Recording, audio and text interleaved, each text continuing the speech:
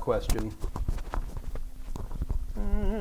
Let me get this fixed. Excuse me. Okay, so give me some magic here. Scott, how are we sounding, brother? Okay, exciting. All right. Hey everybody, it's Mike Meyers here for his Monday, Wednesday, Friday at 2 o'clock Central Daylight Time. Ask Mike anything. The goal of this AMA is to provide those of us who are isolated by the coronavirus an opportunity to sit. You think I've said this enough times now. English is not my first language today. To give those of us who are isolated by the coronavirus an opportunity to continue our self-studies.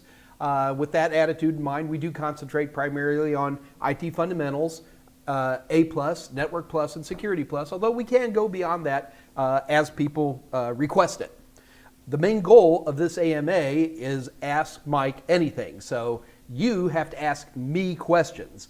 Now, we usually have some kind of topics that we will bring up, but even if I do have a topic, it's important that you guys understand that you are more than welcome to ask any type of question you want. It doesn't have to be within the topic or anything, but we've got a lot of flexibility there. It is a holiday here in the United States, and it's pretty quiet out there, which is okay. I'm trying to see who's all on today that I might recognize. A couple of new faces. There's Al Mulford. Al, I forgot the hat again. It's just like right over there, but my microphone won't let me get over there. Yeah, everything's pretty quiet. It's okay. Got a smaller crowd today, although usually these things tend to build up as things progress. Got my coffee in front of me. On the home front, what's exciting? Not much. It's coronavirus, man. What are you going to do? We're all sitting around. And Scott Jernigan's asking me, why is the hat important?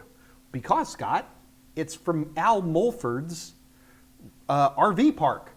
Al, just so you guys know, Al Mulford, who's on, is also my brother-in-law. And him and my sister run a wonderful little RV park in Rockport, Texas. So that, Scott, is why it's important. Not so much important as fun, you know. Yeah, if you guys ever want me to, you know, advertise for you, give me a hat. I live in hats. I mean, I literally live in hats. I hit 30 pounds down this morning. Pretty excited about that. It's kind of stalled out. I'm on a big weight loss kick, and I kind of was stalling out at 20 down and kind of put my nose to the grindstone. Now I'm down to 30. I got a long way to go, kids, but it's a good start. I'm going to try really, really hard to be good over the July 4th weekend. I'm looking forward to badminton. That's going to be the high point of our whole thing. Anyway, getting back to the main topics at hand. Number one, please keep in mind, it's your job to ask me questions. Somebody asked about port numbers last week, and I want to see if somebody else is coming up. Alice Posley, I just watched Scott's video about VLANs, and I'm speechless. Short, clear, funny, and damn useful. Look at that, Scott. And Alice, Scott's pretty too, isn't he? Yeah. Anytime I feel like disappearing, I just stand next to Scott Jernigan and nobody sees me. And on top of that, Alice, he's an amazing singer. How disgusting is that, you know? Yeah, it's it. Funny story. And Alice, I need something stronger than coffee to get into some pretty funny Scott Jernigan stories. So anyway, you guys need to be asking me questions. Now keep in mind that if you just got a quick question, then you can just post it right here on the live chat. If your question is more involved, then feel free to send me an email. So my contact information is right here. You can send it to either one of those email addresses. Neither one is better than the other. I don't even know why I put two on there. Makes me have to look at two emails. So if you have a more involved question, you don't feel that it would be appropriate to put it here, that's fine. Just send me an email. Let's talk about that. If you're a gamer, I'm Senor Pepe, and I got to tell you, since I've been doing these live streams, I have more friends on Steam than I've ever had before. I'm still not playing any games. I need to work on that. That is my office number. Keep in mind, there's no one at the office, so they get forwarded through a screener. It's very, very hard for me to just chat on the phone, okay? Sorry about that. But if there's like a big panic, if there's a fire burning, they will get through to me. But yeah, unfortunately I have to screen, or otherwise I get 1 million phone calls a day. And then when in doubt, just look up Desweds and you can find me just about any way you want that way. Now, just because you guys are nice, lots more people showed up. Just because you were kind enough to show up today, we are offering 60% discount. Let me make sure I got it right this time. And guys, this is I guarantee you this is the last day we're going to be doing the 60% discount. I also guarantee you we'll go back probably to 50% discount. I don't know. I leave my marketing people to do this, and Kathy Yale does a good job. But it's 60% off of our simulations, the performance-based questions, and then 60% off all of our practice tests. So 60% off. All you got to do is go to www.totalsem.com. Go to our merchant area, buy what you want, and just type in the code MMLiveFireworks, which I believe Scott is posting on the live chat as well. And you get 60% off. I mean, like crazy, crazy, crazy. And on a bonus, I'm getting in, this just in. So Kathy has some special, for video and video bundles through July 5th, 2020. To take advantage of that, you got to send Kathy an email. She's being a little secretive about that. Usually when Kathy's secretive, that means she's got a crazy deal. And just send her an email at kathy@totalsem.com. Again, Scott Jernigan's got that all posted up for you. And if you're looking for these deals, they're great, great deals. I, however, am free. Well, not easy. So, what do we got going here today? Oh, so now do keep in mind that these AMAs start at 2 o'clock Central Daylight Time here in the United States of America. Sorry, Andre, I know you're staying up late for you, or later. Yeah, for those of you who've I see a lot of new names. So for those of you who are new, we got folks from all over the world. Didn't we have like three folks from India on Wednesday? It was pretty good. God bless them. It was like 1:30 in the morning. I was like, salute, man.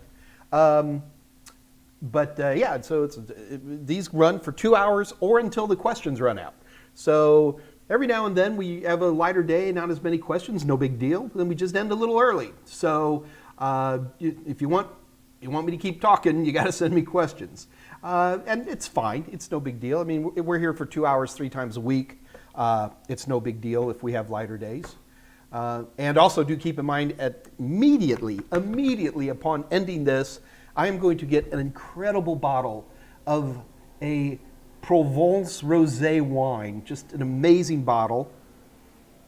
It's a helicopter, like, can you guys hear that on the mic? That was strange.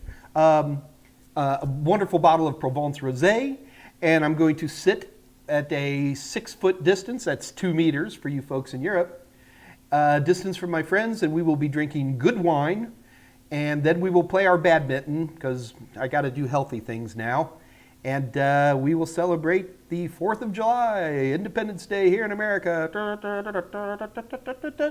and then I'll spend Sunday lifting weights and do something to burn off all that wine I drank.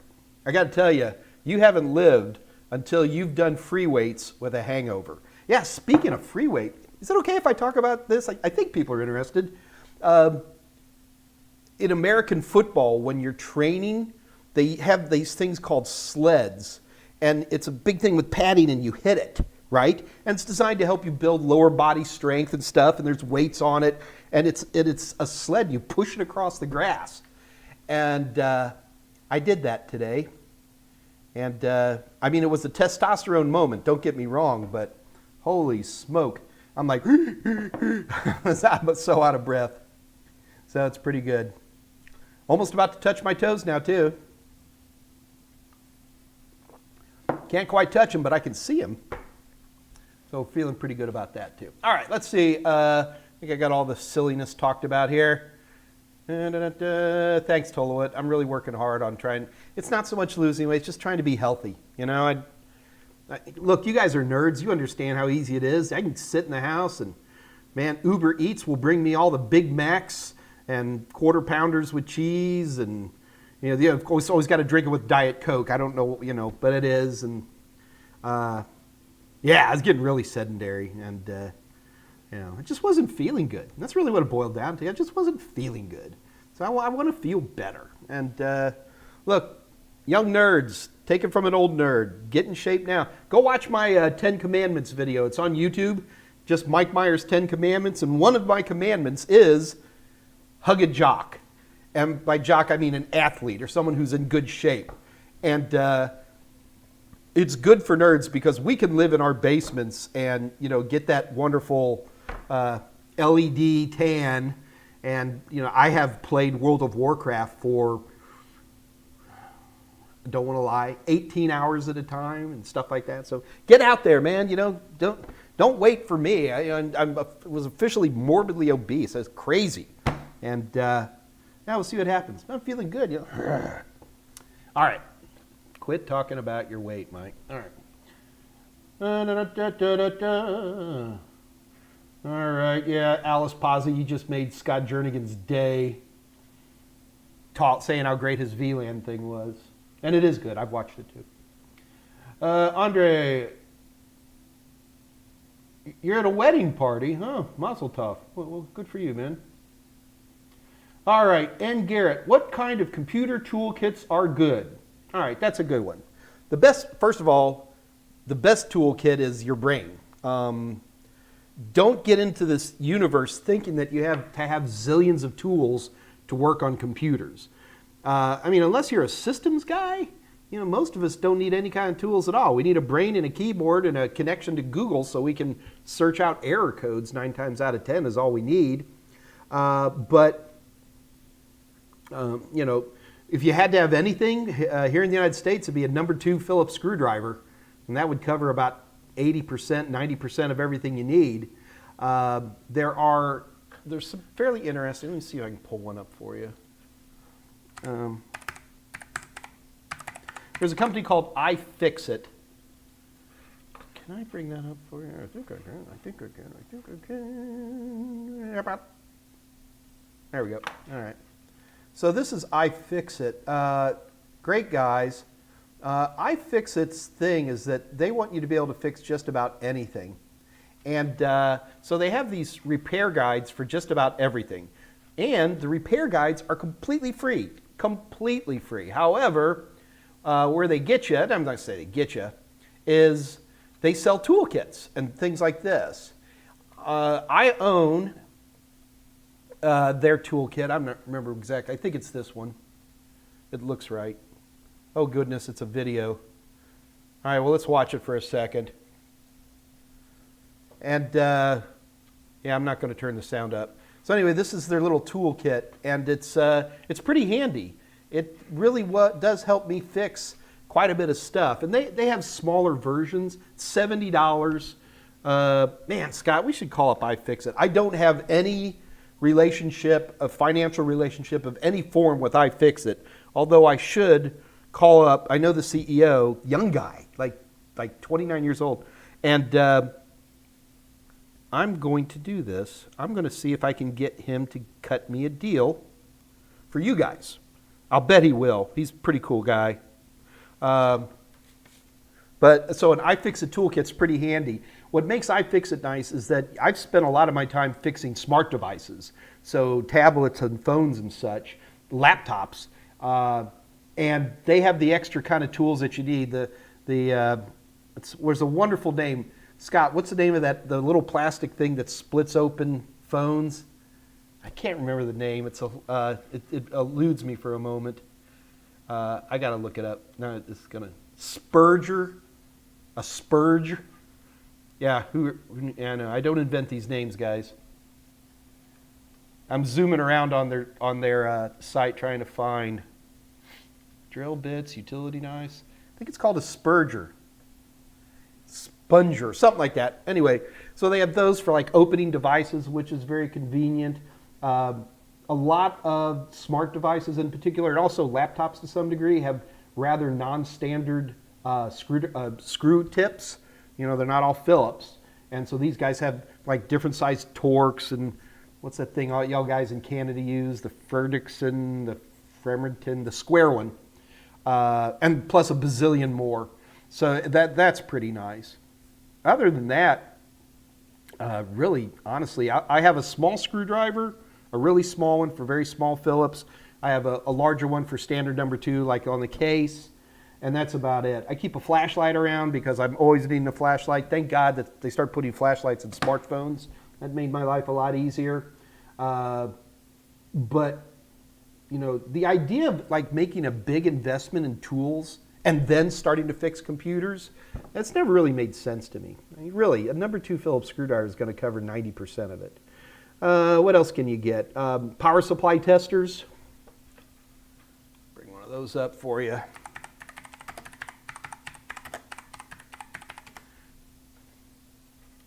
Here's the one I got. So they test power supplies. You know, a lot of times if you think you're not getting a good power, you just plug this into the power supply, and you can see it'll take your P1s, your P2s. It'll do SAT. This one does. Old school Molex connectors, stuff like that. And it'll just verify the voltage. So those are pretty handy. Oh, by the way, these things shouldn't cost more than about $30 or less. What else do I have for tools? I use it'll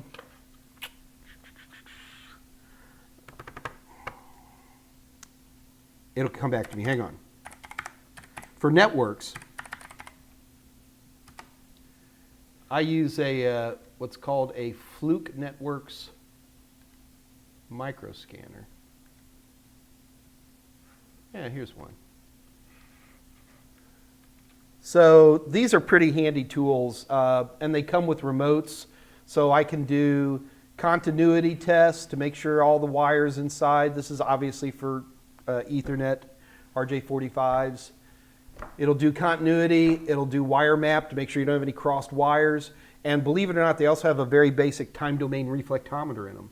So if there is a break, they can be really handy in trying to figure out where a break is on a line. The downside to these guys is that TDR, the time domain reflectometer part, puts it in the $500 range. So it's probably not something you'd want to buy unless you were really working on networks a lot. For 1/10 that price, or less even, you can get a real basic cable tester. It's not going to have a remote, and but what it will do is it will do a continuity test and a wire map on a cable. But the only downside is you have to have the cable plug in on both ends, which means it can't be in the wall. But that would be the only other example. Hi, Wissa. Hi. Say hi to the gang. I can't tell how big of a crowd we got today. Let me look again. It's a small but intimate gathering. So Miss Wissa has had a rough day on the International Space Station. Yeah, you're on, babe. Say hi. So she's had a rough day on the International Space Station. So are we riding our triathlon bike, or are we running 1,000,000 miles? What are we doing today to shame me? Running 1,000,000 miles. Okay, so yeah, so I'm looking forward to having some rosé wine. How about you? Beer. You're going to drink beer. Wissa's a big Beer. fan of craft beer. So anyway, all right. Well, thanks, babe. Are you done with your work? Yeah. It's just like old home week here, isn't it? Hey, Bob. Hey, Tolowit. Hey, what's up? All right. What else do I have for tools? That's really about it. I don't like keeping a lot of tools around. I keep spare parts around. I always have like thumb drives. I usually keep one thumb drive with a bootable anti-malware on it. You can't have enough thumb drives. You're always using it for something, backing some stuff up, or making an emergency repair disk, or trying to move an image over, testing a USB port. Yeah, I keep a spare laptop around because a lot of times if I'm doing research, I hate trying to use it on a phone. So I have an old Microsoft Surface Pro 2, which is possibly the greatest laptop I've ever purchased in my life. It is an incredible piece of hardware, and I don't even feel that the new Surfaces are as good as the old one. This thing runs like a champ. We're going to be watching fireworks on my projector, and I'm actually going to run it from the Surface through HDMI onto I got a nice projector, and blasting 1500 lumens. We're going to do this outside. It's going to be fantastic. So that'd be about all I would get. You don't even, so an iFixit toolkit, a couple of Phillips screwdrivers, both a large is the number 2 and the small is like a really small one. A power supply tester for a systems person. If you're looking at network repair, you really ought to take a look at a cable tester, and if you can swing a couple of extra pesos, don't be afraid to go for a micro scanner. I'm always looking for better deals than the micro scanner, but man, last one I bought was like 7 or 8 years ago. The thing runs like a tank. All right. So, and Garrett, did I answer your question and then some? Orion 3906. Hey, I've just started A+ 220. Any tips for going this in 2020? There are no Orion 3906. There are no changes. So if you're using my material, my big rule is always the perfect triumvirate for passing almost really any certification. I don't want to just hold this to CompTIA. I don't even want to hold it to A+. And that is a good video, a good book, and practice tests. I mean, that's why I make this stuff, because this is how I learn, okay? So you have these 3 tools. Now, how you use those tools, that's really up to you. Everybody's going to be different on this. Some people like to read a book, or they read all the way through the book, and then they watch videos. Or some people like if you're using my books and videos, my books and my videos track pretty close, not exact, but pretty close on a by chapter basis. So you read a chapter, watch a video, then you do some practice questions. Other people, I'm not going to tell you how to do it. What I am going to tell you to do is do it in a way that you'll actually get the work done. People who, watch your language, Mike, people who procrastinate are a big problem with any form of certification. So for me, one of the big things that I always tell people is that it's going to take you about 120 hours of study to pass both the A+ exams. If you're an experienced tech, it could be as little as 40 hours of study. If you're completely brand squeaky new and you're not sure what mouses do, you might need 220 hours. But one of the things that's really important is you take a look at the number of hours. If you're using my books, I keep a big matrix at the front to help you calculate this. So you sit there, you calculate the number of hours, all right? Add a few more, add 20 more hours if you're paranoid, whatever it is. And schedule the test. Schedule it. Put your money down and schedule the exam. I know it scares the bejesus out of people. But heat and pressure make diamonds, baby. And I'm a big believer in that. And that's for any certification. And so that would be the other big thing, Orion. Any tips for going in? Yeah, I think I've given it all. Keep in mind that the corona is not a big issue. We've had lots of people that Prometric is now their new test at home feature. You can test on a computer called OnVue, OnVue. And it's got a couple of hoops to jump through, but you can take your exam in your house. Come on. It's like crazy. It's, because one of the big issues I have with exams is that, especially for the CompTIA+, the main reason people fail is test anxiety. It's not how much you know. It's test anxiety. So, like, for example, my practice questions really kind of look like the real CompTIA. I'm not saying the verbiage is the same. I don't give away CompTIA questions. But, I try to mimic the look and feel, so that's when you take the real test, you're not in quite the same amount of panic. But, taking it at home, I think that might be a good thing. Yeah, we'll see. Lots of deals, lots of deals.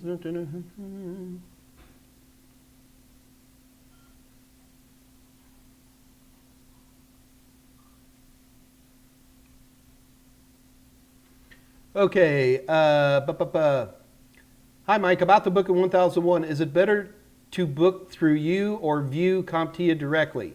Matt, you cannot book through me. I am just a trainer of materials. I do not administer the examination. That's all done through View Prometric. Scott, what is Prometric? Is it prometric.com, I think?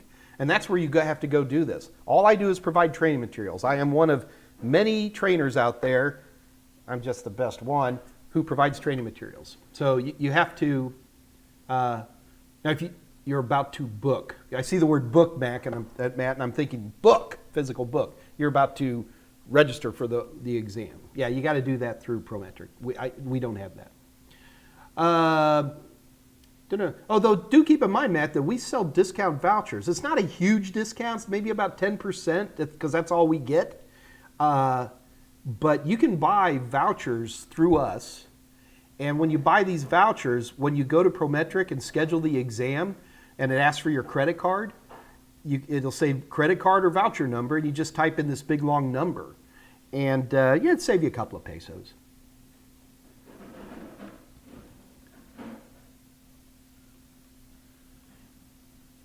Scott Jernigan taught me the 7-step network troubleshooting theory. That's Scott Jernigan. What a maroon. Menno Cruz. Hi, Mike. I was wondering if I can contact you about a problem I encountered when taking my CompTIA Plus. Yeah, Menno, I would very much like to hear about that. Here, let me pull my email back up. Send me an email. Let's hear all about it. I'm just trying to get information. In general, I've heard people are having very good luck.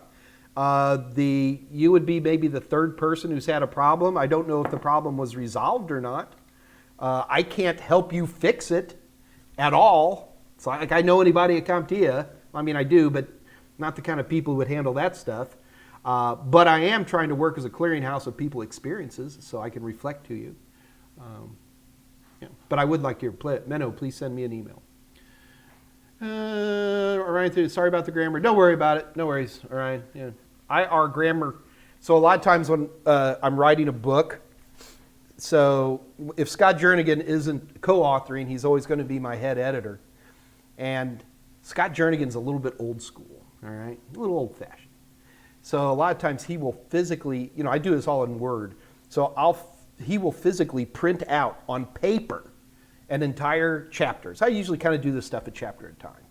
And then every now and then when I'm not doing very well, Scott will just hand me a stack of paper. And he even has a red pen. And at the top it says GAD, which stands for Grammar Are Dead. So maybe a little bit too much passive voice or something. I don't know. So Orion, don't panic about bad grammar, other than me misinterpreting what you're saying. Peter Hunt. Hey, Peter Hunt, have you been around or you've been quiet, I guess? As a Cameron, when registering for the exam, do you advise I wait until I am done with preps or register before I finish the preps? Well, I just told you, do it before, but as a, calculate in hours, how long you're going to be at that. Now somebody's mowing a lawn. I'm actually surprised I haven't run it. Here in Houston, Texas, mowing a lawn is like a national pastime. Jason Hellenberg, got a new toy today, wireless earbuds. Am loving those. Yeah, I'm a big fan of wireless earbuds. Remember, I'm an Android guy, right? So I don't deal with those Apple Airbuds, whatever they're called, earbuds. No, whatever. So I was really a big Google nut for a long, Google everything. So all my phones were Google phones. I like the Google phones. There's not a lot of crapware on there. Good Lord.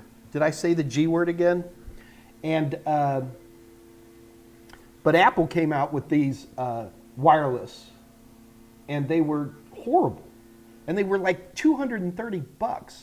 So it was when I got the Pixel 3, and really disappointed with those. Anyway, this is the first non-Google phone. This is the Google Fold, the Samsung Fold.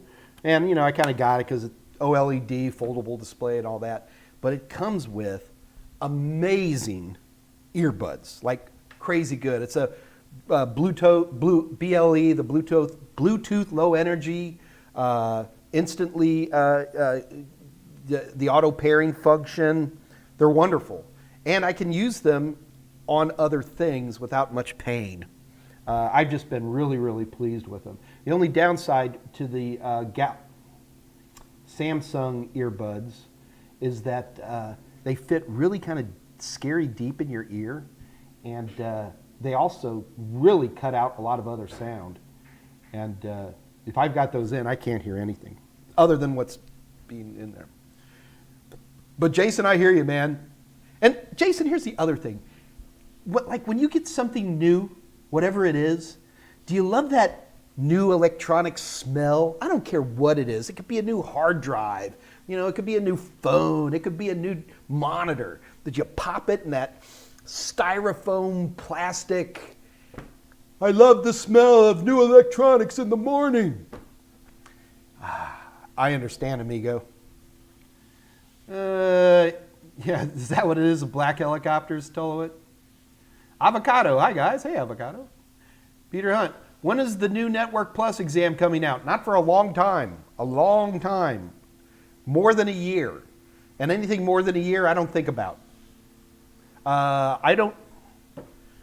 We did hear some information. Scott, that information we got from CompTIA recently, was that public information? I'm going to dig something up, and I'm going to wait for Scott to let me know if I can talk about this.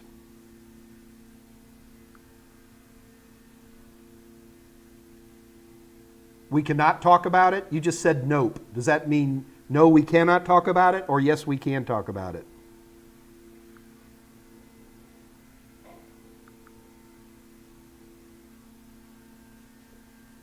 Oh, it's not public information. Okay. I'm under an NDA on this stuff, guys. A long time. I'll tell you that. A long time. PvP boy, man, you got so many different names. So Peter Hunt, you got plenty of time. You know, the other thing that I always stress to people is like, oh, a new exam's coming out. What should I do? Well, if a new exam's coming out, take the old exam. Got to remember, these exams last for 3 years, kids, okay? So over the lifespan of that exam, we get more information about what's on the exam and, update test banks so that they're a little better, maybe edit videos. Can't do much about books. And then the end result is that you usually are better off taking the older exam. But you're like, well, then the new exam comes out. Who cares? Do you think anybody's going to sit here in an interview and go, oh, which version of Security Plus did you take? They might ask how long ago you took it, but nobody cares. You know, there is no automatic update attitude about these things. Always go for the old exam. The downside is, especially for something like A+, where you have 2 exams, a lot of people will take one exam and then they blow it and they miss the end. So then they can no longer take the second exam. And in that case, you're retaking both. But for something like Network Plus, Peter Hunt, or any exam, and again, this isn't just for CompTIA, this is for anything. Why is my nose doing this again to me? I think I'm allergic to you guys. Yeah, always go for the older exam. Always go for the older exam. Dr. Quinn, hey, there he is. PvP boy is Avocado. Debbie Strouch, why is subnetting so difficult? Okay, Debbie, because I can actually answer that question. The reason subnetting is so difficult, and I think what we're talking about is IPv4 subnetting.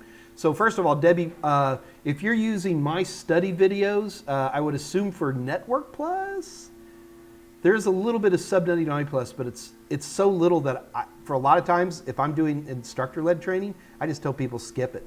Who cares? It's one or two questions. The reason subnetting is hard is because the original IPv4 is broken up with 4 values separated by 3 dots, right? Well, the idea that the reason they use 3 dots, remember, it's 32 binary values. If they wanted to, they could have used 8 hexadecimal values separated by 7 dots, right? I mean, a lot of different ways to chop this up. And the reason they did that is because they never thought you'd be more than 3 routers away from the top of the internet. Really. So when this stuff was invented, arguably in the late 70s, that was more than everybody would need. When they originally developed IPv4, they had an address space of 2 billion addresses. And back then they're thinking, well, we could have up to 10,000 computers one day, so let's just go nuts. And that's why subnetting is hard. The other problem with subnetting is you have 10 fingers and not 16.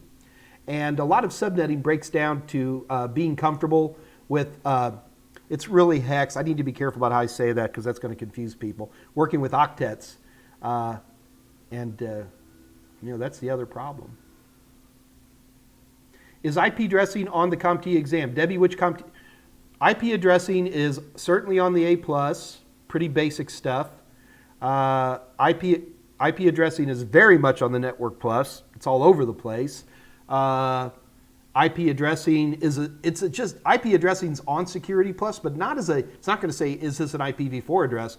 You're going to have a scenario in Security Plus, and it's going to be up to you to understand what they're just going to throw out an IP address and assume you know that. They're going beyond that. See where I'm coming from? So, yes. Jason Eisenberg, I'm a red, I burn easy. Brother Ginger right there. E. White, a paper clip is an important tool. Yeah, I use a paper clip for two things. Number one, for pulling out optical media out of optical drives. And I also use it as a short circuit to test power supplies when I don't have a power supply tester. Those would be the two biggies I'd think of. Well, I'm sure there's more. Spudger. Thank you, Dave Rush. It was a spudger. Yeah, the only downside, Alan Dugan, to the iFixit toolkit is they sell like 16 different versions of toolkit.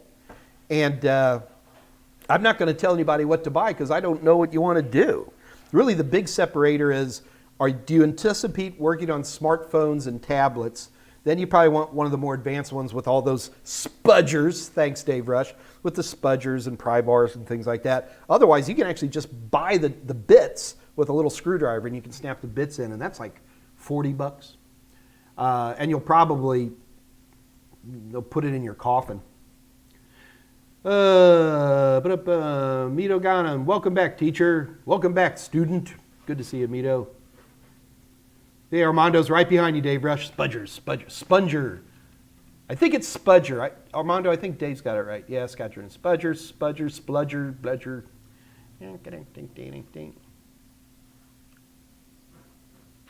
Veronica Del Rio, Pass Security Plus. Big round of applause to Veronica Del Rio.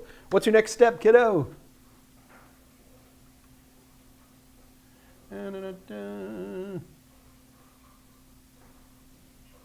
War Wizard 82, studying for the Net Plus, hopefully to take it next month. Good luck, man.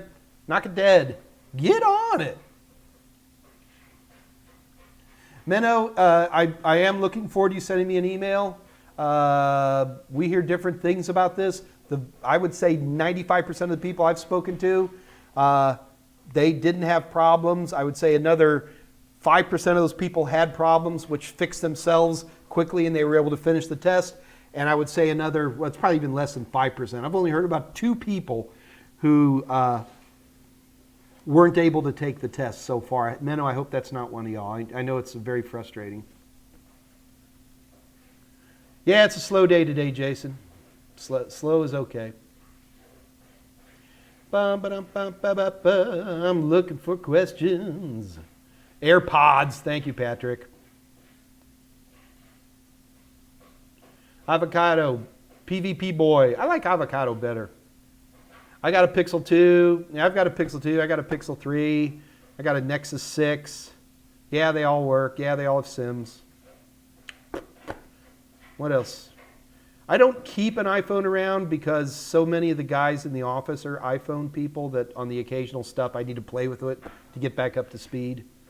I can't be, I think iPhone really has defined electronics as a, what am I looking for? It's a box, you know what I mean? Because I'm the type who will I'll take anything apart, you give me a chance. But iPhones, even their interface, I find their interface dull. Safe, very safe compared to Android, but dull. I mean, if I want, if I want to do anything cool, wireless interception, cell tower settings, things like that, I got to go to an Android device. And these days, more often than not, I'm usually going to a tablet because I usually need a good USB port to push. I don't have anything around me right now. I have interesting USB-powered wireless NICs. We'll leave it at that. But yeah, I remember trying to get WISA to move from the iPhone to an Android. We were actually in Maine in the middle of nowhere, and her phone died. And there, by some miracle, we found, hey, they talk like this up there, Pepperidge Farm. And we did find a place, and we bought her I wouldn't say low-end, mid-range Android. And it was painful to try to get WISA to ship. And she's an engineer. I mean, she's comfortable with technology. I think Android gives people more choices than most people want. Yes, I said that right. I like to really think about and choose my types of devices instead of just having mail, Sue me. I know, I can't even imagine how many of you Apple people are typing at me right now. So you're thinking about PenTest. Yeah, Veronica, I'm actually on Monday, I'm going to be talking to a gal from EC Council, the people who do ethical hacker exams.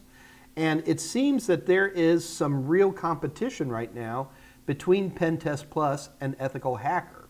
What I found interesting is that a lot of people say PenTest Plus is much harder than Ethical Hacker.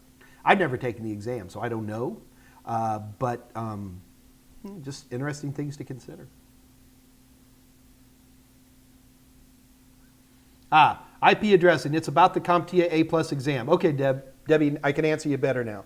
The questions you're going to be running into on the A+ exam are, in my opinion, pretty simple. I don't like I shouldn't use the word simple because I'm pretty good at IP.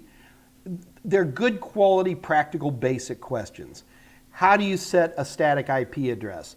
If you're on DHCP and you get an APIPA address, what do you do about it? Or how do you even recognize it? What command can you run to see your IP address? What is a default gateway? What is a subnet mask? And when I learned how to drive, okay, 1 billion years ago, my mom had this Fury 3. This was a huge car. And I didn't even bother with the parallel parking. I was just like, forget it. Because back then, when you took your driver's test, if you did good on everything else, you could just fail the parallel parking and still get your driver's license. So I was like, I'm not even going to worry about parallel parking. I'm just going to do everything else and pass. And if you're really banging your head on the concept of subnetting, it's first of all, I think I have some good videos even here. If you go through that big pile of videos on the Total Seminars channel, I have it listed. It's like IP subnetting /7. I don't know what the /7 means, but it's there. But I think I've got some pretty good videos on it. Also, I think that my A+ videos that I teach are pretty good at it. So that might be something you want to consider. But the other thing I can tell you is just don't do it. This drives people crazy. Oh my God, a topic that I can just ignore? Yeah! It's parallel parking. Concentrate on other stuff. Debbie, I'd be more in a panic with someone like you, or I would say, what is DHCP? What is DNS? And, and I don't know, Debbie, if this is you. I'm guessing, okay? But forget it, honestly. You could probably skip subnetting on Network Plus, too. That's my opinion. Don't go taking the A+ and failing it and then running around going, Mike Meyers told me that, now I failed and Mike Meyers is evil.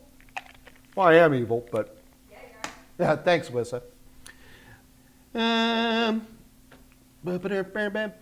What do we got for questions? So, Debbie, I hope I'm helping. If I'm not, just keep asking me questions. That's literally why we're here. Jason Hellenberg, I passed the A+ and let it expire. I still put it on my resume.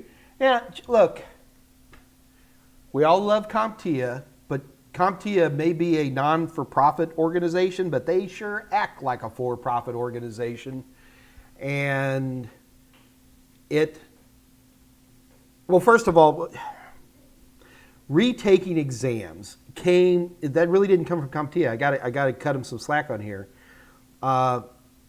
Technology changes a lot. The European ISO organization, whatever that is, really pushed for re-updating. I mean, for a long time, CompTIA A+ was certification for life. And that has definitely passed. Wissa's making bread. But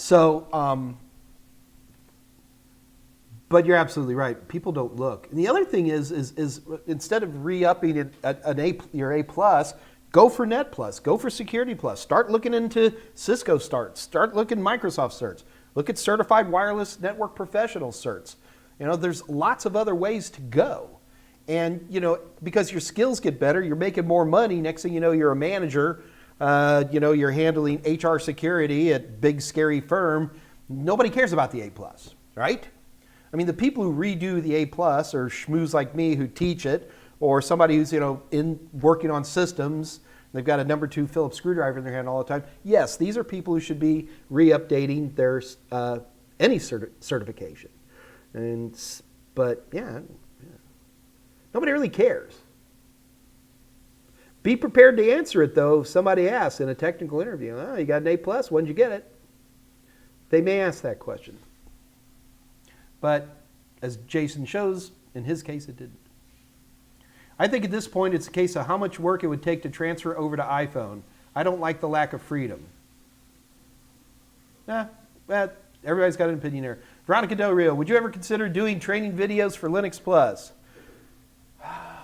Yes, yeah. I mean, I'm a big Linux fan. My problem with Linux, especially when you're coming from a Windows environment into Linux, is we look at Linux as a desktop operating system, which you really shouldn't. In my opinion, Linux is not a very good desktop operating system. It'll make a Whomper router, all right?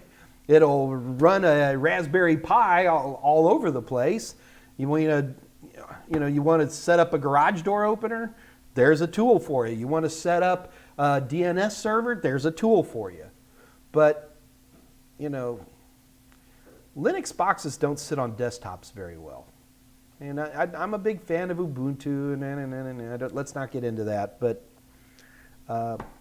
Linux has no penetration in the desktop. So all I'm telling you is that teaching people Linux is often a little bit of a negative thing, because most of the time, in my experience, when people turn to Linux, it's because they need to get a job done. So then they just build up a system, toss distro X on there, and then they start setting up Samba server, or then they start setting up a RAID array, or whatever it happens to be.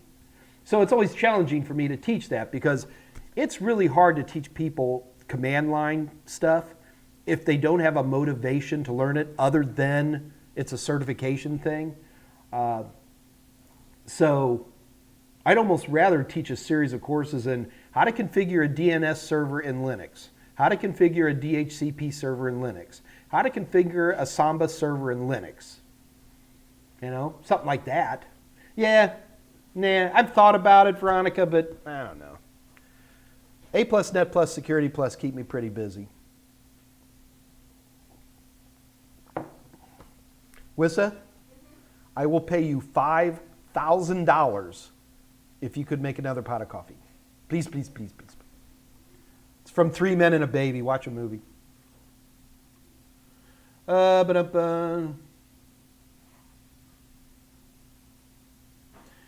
Ankit Shivrastara. What do you say about China doing cyber attack on India? I think any country that does cyber attacks on any other country is bad. I am very sorry that China and India are in a pushing match.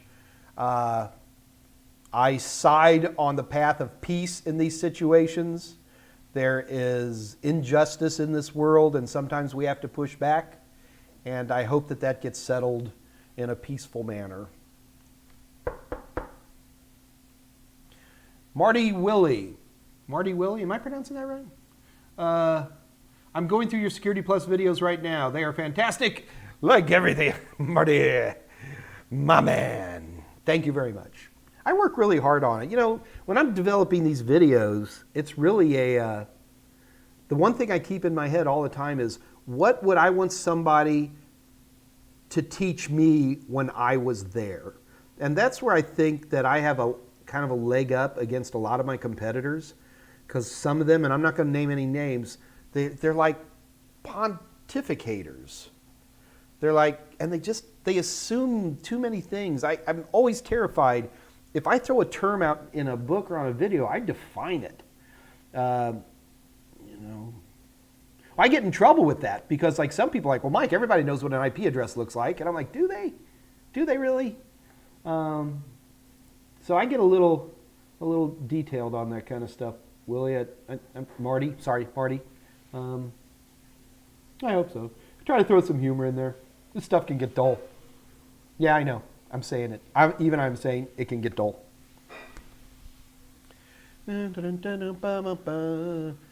Oh, lots more questions. This scroller is so weird on the live chat for me. It doesn't smoothly scroll. It just, if I push it all the way down to the bottom, it'll keep scrolling. But if I stop it anywhere, it doesn't pick anything up until I spin it. And then all of a sudden I'm like, oh, there's no questions. And I spin it. It's like, oh my gosh, there's 45,000 questions. Go Zips 30. Hey, man. By the way, is there any significant difference between buying the ebook version and versus the physical book, apart from price? Well, the ebook version's a lot smaller. The physical book will help you jack up your car. No, they're the exact same text. Where there is a difference is between the managing and troubleshooting PCs and then the all-in-one. So the hardcover, this is Net Plus. There's this book, and then there's, okay, don't kill anybody. Don't kill anybody. This is an old version, but you'll get the idea. So this is the managing and troubleshooting PCs. This is the A+ book, okay? It's the same book as the all-in-one, but what this has is, number one, it's in color, which is nice. This is such an old version, it's not in color yet. The current ones are. How old is this? 1946? No, I'm kidding. Well, now I gotta look it up. Holy gosh, this is a first edition. Okay. Well, anyway, so these have a lot, they're more colorful. The only downside is you can't get the answer bank from the back of the book because they're really designed to be given to schools. But I just think it's a prettier book. And I'll be honest with you, and Scott's going to have a heart attack when I say this, I don't really believe in end-of-chapter questions, honestly. For me, it's the test bank is what makes the magic. And I would rather have a test bank and then go through chapter 1, and my test banks line up to my chapters, and go through chapter 1 and do chapter 1 questions. You get the idea? That's my own personal opinion. Mike Meyers' opinions may differ from those of Total Seminars. Test Main. Hey, Mike, do you know any websites to practice hands-on technical problems like a lab? Well, Test Main, I do. What kind of things? Do you want to practice router configurations? Would you like to build systems? You know? So, Test Main, ask me again. Give me an example. There is no one website that does everything, okay? So what I can do is if you give me some ideas, I can point you to one thing or another. And they're not going to be free. Oh, God bless you. Oh. Ah. We call this Mike's Go-Go Juice. Thank you, Wissa. You know, when you die, you'll achieve full consciousness. So you got that going for you. That's really nice. I appreciate it. Yeah, everybody wants a Linux Plus course. I mean, War Wizard, I'm reading you. Yeah, a lot of people ask, I'm only one man. I know. I'm thinking about it, okay? Marty Willie, question. I'm looking to do a cybersecurity boot camp with Caltech and Full Stack. Good group. What do I think of? I'm not against boot camps. They can be expensive depending on how you do stuff like that. I don't do boot camps. I used to years ago. To me, the problem with boot camps is that, Marty, I don't know exactly what boot camp you're talking about. You know, how much does it cost, and what are you going to get out of it, right? So you haven't told me that. It just says cybersecurity. I don't know. I don't even know what cybersecurity means. Certainly, Full Stack is a good company, and so I'm sure this is probably a good boot camp. But why are you taking it? I mean, do you want to learn pen testing? Do you want to learn how to harden a web server? You see what I mean? There's just so many different aspects to this and what you might be asking. You got a cloud-based web server. What hardening things do you do on AWS versus Azure? So a generic one would make me nervous. Are you going for a certification, Marty? Give me some info here, man. Michael Jones. Hey, Mike Jones. What's up, Mike? Nothing else, Mike. Everything's good. As not much of commands ping netstat exadder do I need to memorize for the Security Plus exam. All of them. See, the challenge I also run into, you got to understand, is that I love this stuff. Do you understand when I'm not working on stuff, I'm playing on stuff? For me to not understand, I probably know, and I'm not trying to be boastful, but let's use Network Plus as an example. I would probably know twice as many command line interface commands as what's in the Net Plus, between Linux and Windows. These are the tools that I use and love and do and understand and comprehend and play with. So how many? How much, as I'm trying to answer your question, how much of commands do I need to memorize? If it's in my books or on my videos and I talk about it, you need to memorize it. The A+ is a little bit notorious for doing questions, and it says, what command made this output? So it would be very important that you were to use these commands and look at the output. Doing netstat -a, doing netstat -n. Again, I mean, the best filter for this is my training materials. I can't vouch for any of my competitors. I don't know. I'm hoping you're using mine, but I don't know. But A, if I talk about it, you should know it. And B, you should know it anyway because we love this stuff. Come on, man. Computing's way too hard to not love what we do. I think this is my idea of a red hot Saturday night. I have fun hanging out with you guys. I'm enjoying it. I'm not making any money. Well, neither are you, half of you guys either, right? But I love this stuff. I love it when guys talk to me about, they get some new wireless headphones. I understand the joy of these things, man. I am with you. So as a... Huh? Oh, Wiss is calling me a nerd. You kiss me. So how's that, Ozza, for a lot of answer there? Yeah, that is the problem, Scott. We need more of us. Don't say that. I'm going to get a stack of resumes from this crowd.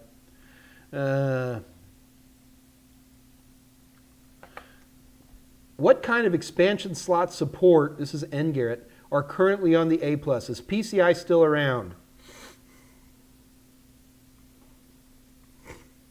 Scott? Dave? Can somebody pull up the current A+ objectives and remind me? I don't remember. Oh, thank you, Scott. The current objectives still cover PCI and PCIe. Know the speed, know the width, know what it is if you saw it. For state regular PCI. Don't even panic about the old PCI-X or any of those weird versions of PCI. And then PCIe, make sure you could recognize a 1-by versus a 4-by versus an 8-by versus a 16-by physical PCIe. What else would I want to know on that? I don't even remember all the different PCIe speeds, to be honest with you. And I should. That's important. I don't have a good answer for that one. Yeah. Understand that PCIe is serial, whereas PCI is parallel. It's not much. Not much at all. But yeah, PCIe is still an objective for the most recent version of the A+. Debbie, I'm finishing CCNA 1 and about to start Debbie, you're asking questions about... Wait a minute. Now I'm confused because you're asking questions as... why is subnetting hard? And you're wrapping up CCNA 1. So if you're on ICND, you should be like a genius, like a super genius on that stuff. I'm scheduled for my A+ exam end of August. Man, Debbie, why are you, Debbie, or is it just because the COVID and you're just like, this is an opportunity, this is for a lot of people to knock out a lot of exams? And also, if you're at Dallas Community College in the El Centro campus, I actually know where that is. I'm in Houston, Debbie, just so you know. Are you actually taking classes, or are you doing this all remotely? I'd like to know. When I check in Task Manager, why is Google, this is Andrew Kozik. Andrew, I can't do your last name. Sorry, brother. I'm sure you get it all the time. When I check in Task Manager, why is Google saying it's open 10 times? Because what you're looking at is how, and in fact, this happens on almost any web browser. I'm afraid to do Task Manager because I don't want to lose the live stream on this.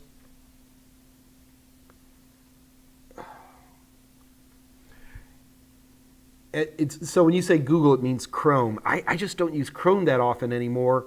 I'm pretty sure that Chrome manifests every tab as a separate session, a separate instance of Google running. I'm pretty sure it's the tabs. Also, I know that Google handles add-ons in a weird way compared to Firefox, and you might be seeing actual individual add-ons which get their own process as well. But the bottom line is that's okay. And what might be fun to do as an experiment is fire up the Task Manager and have your Google open and just try closing a tab, okay? And also keep in mind, Windows can often take forever on a page swap, so if you're closing stuff, you can't instantly assume that it's going to close as quickly as you want, which you probably need to get. There's a great tool.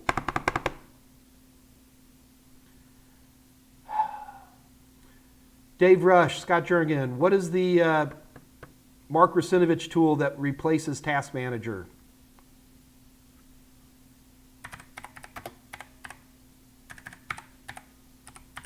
I'm going to let those guys look it up for me. There's a wonderful free tool that you can use. Scott, Dave, help me. And Dave, if you get an answer, don't type it into the live chat, type it into Teams. Hang on, we're going to pull it up for you. It's a great tool. It's from sysinternals. Oh, I'm going blank.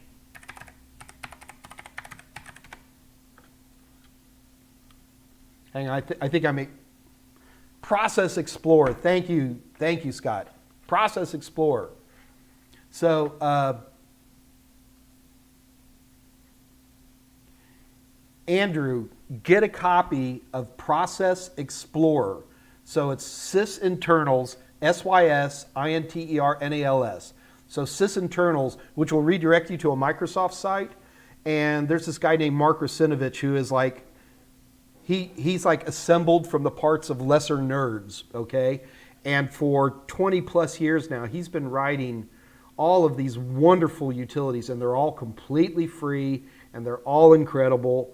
And I need to warn you right now, if you go to sysinternals.com and you start looking at these programs, you will lose 3 hours of your life because it's like a toy store for nerds in there. And there's lots of tools in there, lots and lots of tools. TCP View, which is another tool. I'm hoping you guys know about these tools because they're very famous. But there's one called Process Explorer. And even with the vastly improved Task Manager and Resource Manager now in Windows 10, there's still room for Process Explorer in your life. In particular, well, Process Explorer does a gazillion little things. It does better on dependency. Like you ever get in Task Manager and you want to kill a task, and or kill a process, and it'll say kill process or kill process tree, and you're like, what is a process tree? Well, what's happening is you have dependencies, right? Just because you're firing up Word, you might be clicking on a little icon, but you're actually starting an executable program called winword.exe. And WinWord uses dynamic link libraries and all of these other things. So you are only firing up one executable, but WinWord fires up other programs, or it counts on other programs to already be up and running. And so you get this hierarchy. And Task Manager doesn't do a good job of it. Process Explorer does a great job of showing that to you. And there's one little tiny, this is not that important, but it's kind of cool. A lot of people have trouble understanding, you know, programs versus processes versus threads, right? And especially when you're talking about hyper-threading and stuff like that, people get a little confused. Process Explorer is the only tool in existence that I know of that will not only show you the running processes, but it'll show you the threads that each process is throwing. Now, it looks like gobbledygook because it's a little tiny piece of machine code, but it's literally the only place on earth. Look, if I'm teaching you something, I want to be able to open the hood and show it to you. You know what I mean? And that's one place where you can actually see threads. Okay, so you can see them, you know, but check out Process Explorer. It's sysinternals.com, which will redirect you to a very cool website, and there are literally probably 150 wonderfully made utilities, and yeah, you're going to waste more than a few hours in there. It's great stuff.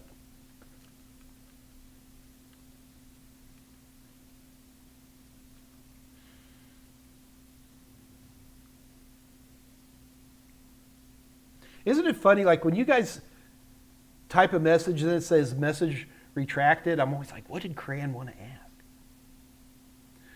Alice, you live on Linux, would love a Linux Plus course. Shoot, Alice, you know, maybe you could teach the Linux Plus. I'll shoot the video, you teach it. Alice right now is going, is he serious? Here, I'll show you how serious I am, Alice. Call me or send me an email.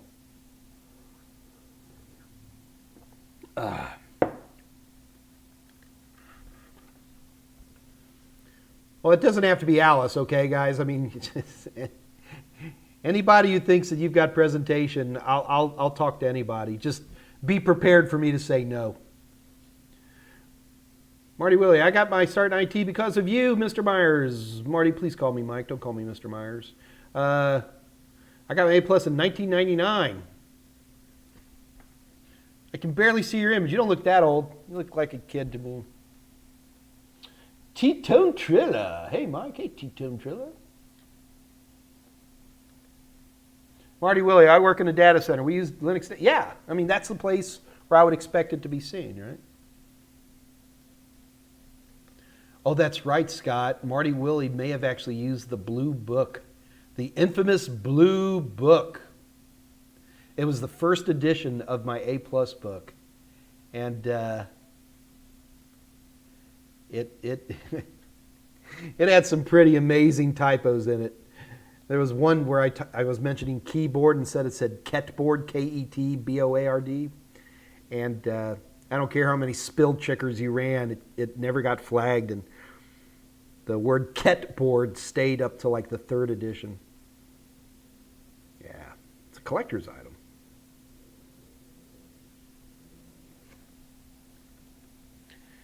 Alice Posey, Linux Mint is good. I've used Mint. I'm just an Ubuntu nerd. I mean, I get mixed up with too many distros. So much as I stick to Androids, I stick to Ubuntu. I'm not against Mint. I've installed it. I've goofed around with it. It does have I mean, Mint was actually designed to be a Windowsy interface, right? Yeah.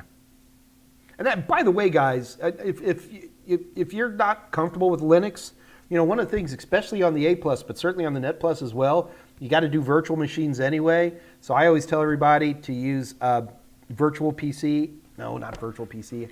How embarrassing is that? VirtualBox. Just went a little I went blonde there for a minute. Oracle's VirtualBox is a wonderful Type 2 hypervisor. It's completely free. You can install it in Windows, runs like a tank. And so I'm always telling people to get Ubuntu as a sample of Linux. But another thing you can do is get other versions of Linux. And Linux Mint is a good one. Yeah.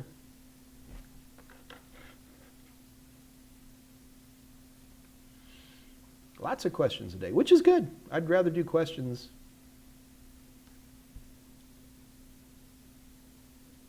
T-Tone Trilla, working on the A+, going through the program. Well, T-Tone, man, like I always say, you know, book video practice questions. And that's for most people.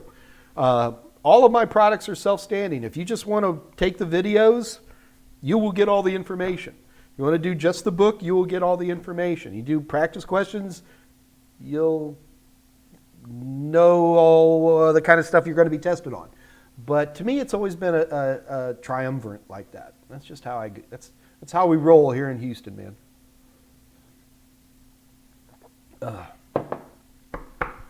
T-Tone Trilla. I like that name. Scott's saying we've learned how to photograph things. In the first edition of the A+ book, I actually solicited photographs from, this is back when hard drives were really expensive and we were living on ramen noodles. And I was calling up, you know, all the hard drive manufacturers, and there weren't a lot of motherboard manufacturers back then. It was pretty much just Intel. And other than that, and then you had like Gateway motherboards and Dell motherboards and stuff. So I was hitting these guys up, and they used to give away a lot of free stuff, like a lot of free stuff. But we got a bunch of photographs from Seagate. And these are like color glossy, 8x10 color glossy of in hard drive internals and stuff like that. And I got a call back from those guys like 10 years later going, these photographs are one of a kind and collector's items. Can we have them back? And by sheer luck, I kept them. But yeah, like on the first edition, you can actually see the gray carpet. We used the sunlight, and we're just using regular cameras. And I'm not talking about professional cameras. I'm talking about like, you know, Instamatics and stuff like that. Yeah, it was a long time ago. Technology has definitely improved. Life is a lot easier now.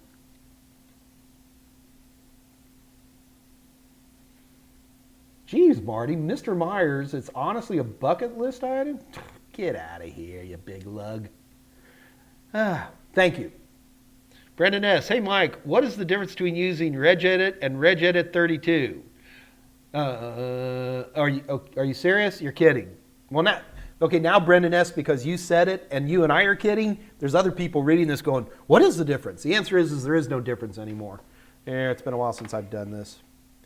Let's open up a PowerShell. First you open up the PowerShell, hey. And then you switch over to that processor. Yeah, okay, so here we go. So if you type in, let's type it right, regedit. You guys can't see it, but it popped up the registry editor. And now if we type in regedit32, it's been a while since I've done this, it just pops up the registry. So the answer is there is no difference, because whether you type in regedit or regedit32, you will get to the registry editor. So it just doesn't matter. It just doesn't matter. So anytime I make a movie quote, if somebody gets it, I'll see. I'm going to give some stuff away today, too. Hey, Scott, is that okay? You want to give some books away or something? Yeah, let's see what Scott says.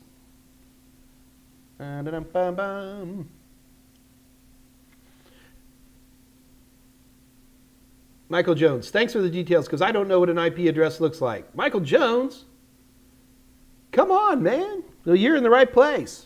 So start asking some questions, man. Or better yet, you know, buy my videos, or, you know, look, this information is basically for free if you need it. You know, it's like me and Professor Messer. Messer gives all his stuff away for free as long as you can stay awake. Oh, did I start it? I've met the guy twice. He's a wonderful person, very motivated towards his students, great guy. But he like gives all his videos away on YouTube, but then it's up to you to sort through them. So. Sorry guys, we got to pay a mortgage too, just like y'all do. Yeah, I'm not sitting around lighting my cigars with $100 bills around here. So Michael Jones, if you don't know what an IP address looks like, you're in the right place. This is a forum for questions to be asked. There is no such thing as a stupid question with this group, unless Tolowitz says it, then it's stupid. I'm kidding. But yeah. Tech discipline, tech discipline, jack up your car. Yeah, people tease me about how big my books are. Then they're always like, well, Mike, can you cut it down? And then you ever watch the movie Amadeus about Mozart? And there's a thing where the king or whatever, he's like, well, there's too many notes. And then Mozart's like, well, which notes should I remove, Your Majesty? And that's what people, McGraw-Hill, man, I tell you, sometimes I swear if I could write a 100-page pamphlet and sell it for $5,000 each, they'd be in heaven, right? So me and Scott, man, we got to fight, keep words in. And luckily the book sells pretty well, so McGraw-Hill doesn't push back very hard anymore. But yeah, it's a big book. I think every word in it is magical.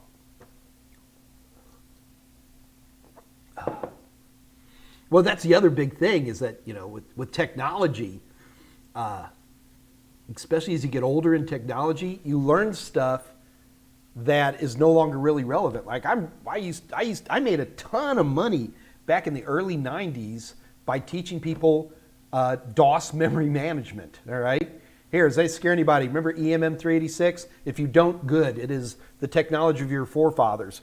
But I was doing these really expensive seminars teaching people stuff like that. So we call it polishing wagon wheels at Total Seminars, where, look, Mike or whoever, this is a good technology. We know how to teach it real well, but there's a time to move on. And I got to tell you, it gets hard to do sometimes. And or it's like with little babies when you're potty training them. For a lot of them, they don't want to flush the toilet because their poop is precious. And that's what Scott will say to me. He goes, Mike, your poop is precious. He's telling me, get rid of this old analogy, get rid of this old technology, either come up with a better analogy that's more appropriate for today or dump it. That's so hard for me because my poop is so precious.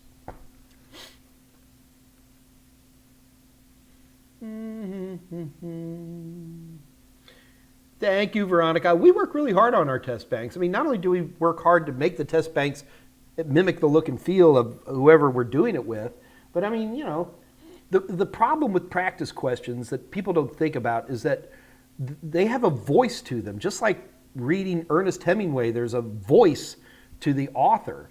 And I mean, I can recognize an Ernest Hemingway novel in 2 pages, just the way he writes. Okay, Tennessee Williams, same thing. So it gets really hard when you're writing practice questions. Either you want to try to mimic the voice of the test takers, which you can only do so much of sometimes. Because look, I'm sorry, but writing test questions is like the most grunge job we have at Total Seminars. I'd rather clean bathrooms than write practice questions sometimes. Like, hey, Mike, go through this 1,100 question test bank, and we got the new 1001, 1002 exam, so let's cut out the old and put in new ones, And all the suits at Total Seminars, they don't really think about the creative process. And I always love this because I'm the boss, so nobody can boss me around, right? But instead, they do all this, and Scott Jernigan does this too. It's like, so, how long do you think this will take? Whatever it says, like writing practice questions. If I can write 10 to 20 practice questions a day, I'm like doing great. Because I like to write good questions. And so I'll always tell people, well, it's going to take 17 creativity units. I don't know what a creativity unit is, and neither do they. So it's basically like, look, they're done when they're done, and here's McGraw-Hill, it's got to be out by this deadline or that deadline. And it's like, no, it doesn't really. It doesn't really. Just get it right, or as right as you can. Man, am I waxing philosophical today? Is this the coffee? I don't care. I'm assuming I'm not boring you guys because you're not telling me to shut up, so I guess I'm okay.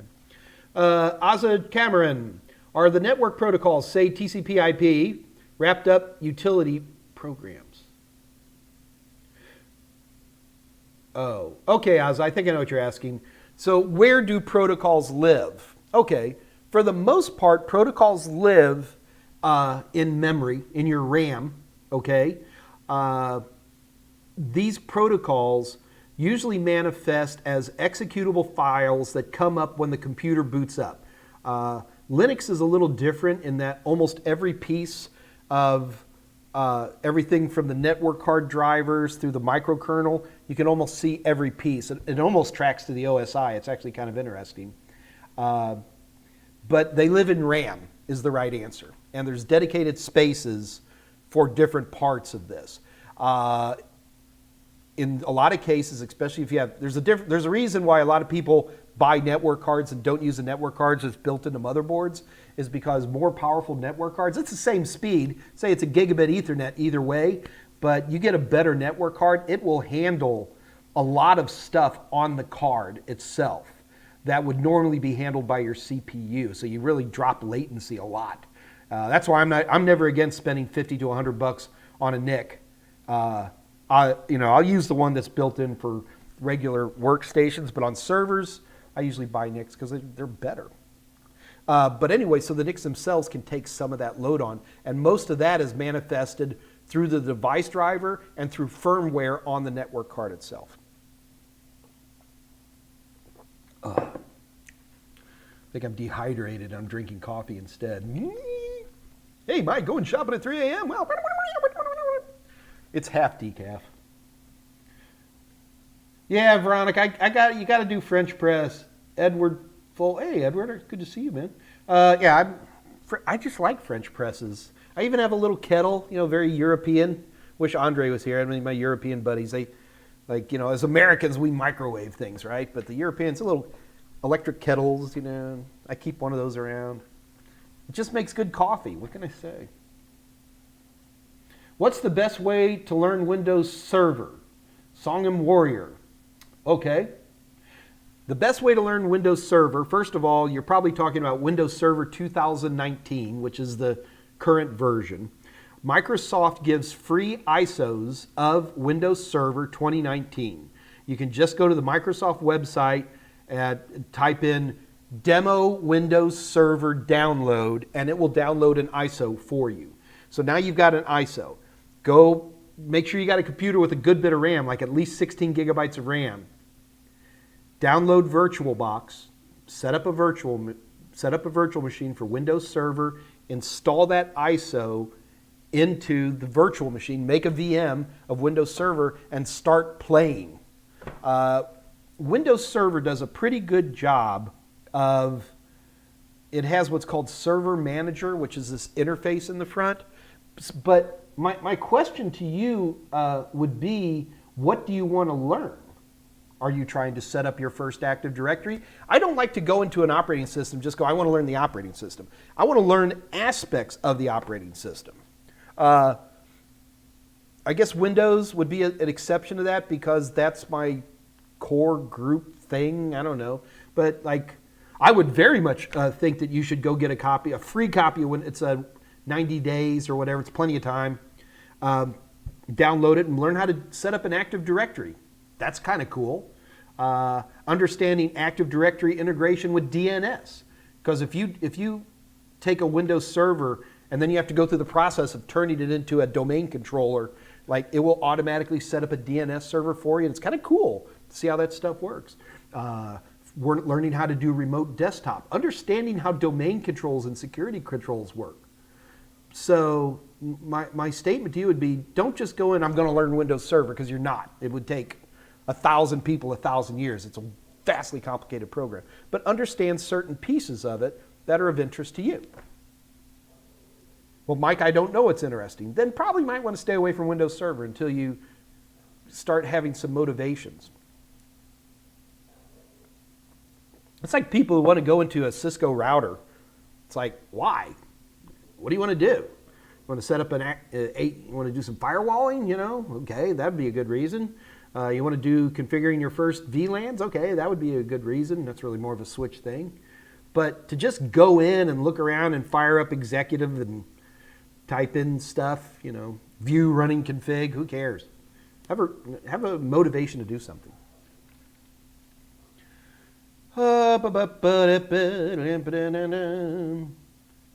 Marty Willie, it's about $14K for this boot camp. Ay. Marty, I hope you're getting some solid gold pens or a car or something. Or 35 certifications. Marty, that sounds very, very expensive.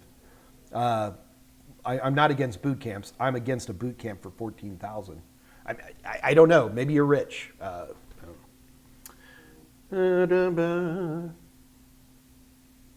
Yeah, okay, so Scott Jernigan is reminding me we have topics, but I have a lot of questions backed up. Unless somebody types something very quickly and says, Mike, we've got to cover asymmetric encryption today, I'm just going to delay it till Monday. But we do have a lot of questions, so I'm just going to keep answering questions. Yeah, it's already 3:30. Scott, I don't think we even have enough time to do asymmetric. I'm very sorry, guys. I'm not watching the clock as closely as I should. All right, but I am going to do asymmetric. I'll do it on Monday. Sorry about that. We'll change the graphic. We'll do it. Scott will do it Monday. All right, we'll do it Monday. I got a giveaway to do still. Ruben. Hello, Mike. I passed Core 2, officially A+ certified. Big round of applause to Ruben. Congratulations, sir. I love subnetting. You love subnetting. Okay. I don't hate subnetting. And wish all the questions would be in Net Plus. Okay. So it's like my daughter she's an accountant, and she loves income tax exchange laws, like between the United States and the EU. And so when people are working overseas and their income tax, and my daughter she'll start talking about this stuff, and I'm like, it's just so boring, but she loves it and she's making good money, so I'm not going to tease her about it. So same thing with you, Ruben. You enjoy subnetting, you go. Philippe Carmona. Good Irish name there. Hi, Mike. Just past the network. Look at all these people. Philippe. Camarona. Se habla español, señor. I'm guessing. Well done. Look at all you guys. Yeah, CCNA. Look, especially if you're going to be doing any kind of hardware, getting your CCNA is always going to be a good way to go. Even if you're not going to do Cisco stuff, people talk Cisco a lot. And you'll see it like on the Network Plus, they start bringing in some Cisco. And they should. I mean, it is the predominant routing company out there. And they've invented a lot of technologies we love and use. And the ones they didn't invent, they stole. Whoops.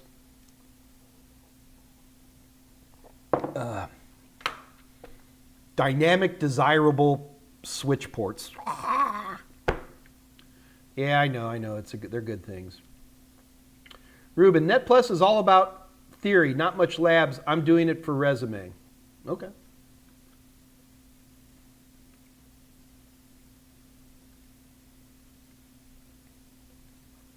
Howie, I use Brave. See, so it's probably sometimes I don't keep up. I use Brave. Is Brave a Linux distro? I don't know it.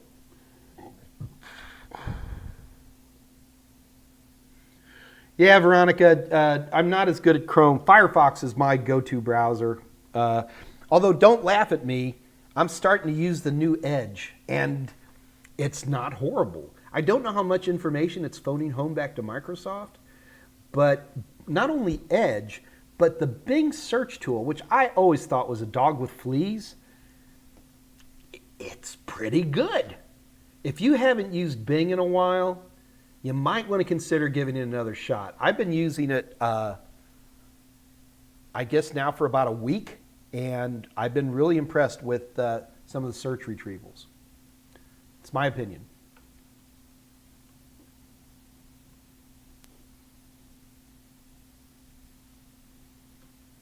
All right, Debbie.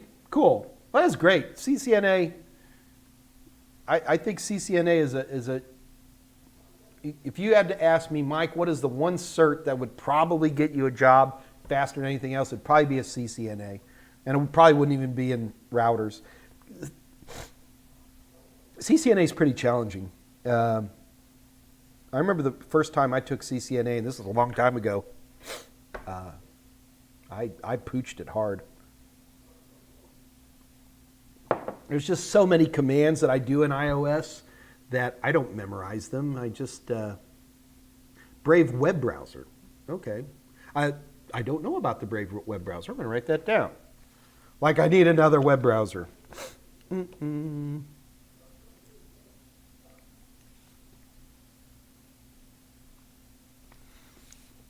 I'll check it out. Thank you for the, thanks, Howie. I'm going to check it out. Terrence Tech. Mike, what's a good program to use to probe your own network besides Nmap? Well, Nmap's a pretty good one.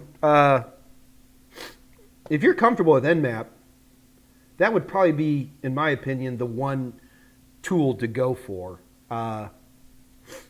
Nmap's wildly powerful. Nmap breaks down a little bit, I guess, on wireless. That's really not so much Nmap's fault. It's the drivers for a lot of these wireless NICs. It's very hard to get a wireless NIC to go into promiscuous mode, which is what Nmap lives on for a lot of stuff. Now, Terrence, if you're comfortable with Nmap, I'd say stick with Nmap. I mean, I know other tools that aren't as good, that if you weren't good at Nmap, I could turn you on to. IP Explorer, I'd have to think about that for a minute. I like Nmap. I like Nmap if you can get the old ZenMap GUI. I'm not, look, I run in a command, pardon me, I run in a command line all the time. It's just that a lot of times GUIs are helpful. And there used to be the ZenMap GUI that you could run on top of Nmap, and I haven't seen it lately. Somebody told me it got deprecated. I don't know.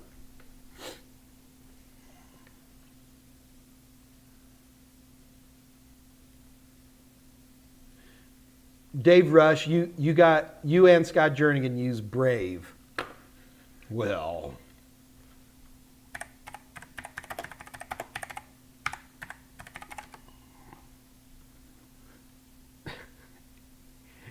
okay, here's the only problem I have. Here, you guys are going to get a kick out of this. Let me show it to you. So I type in Brave web browser. You see that? Look, Microsoft is always doing this kind of stuff. They're pushing that Edge browser. I will check out Brave, I promise. Oh, goodness questions. There are a lot of questions today, Scott, which is great. Veronica, creativity unit is a +1 cup of coffee. There you go. That's probably, for me, it'd be a pot, Veronica. As a Cameron, you are great. You're great too.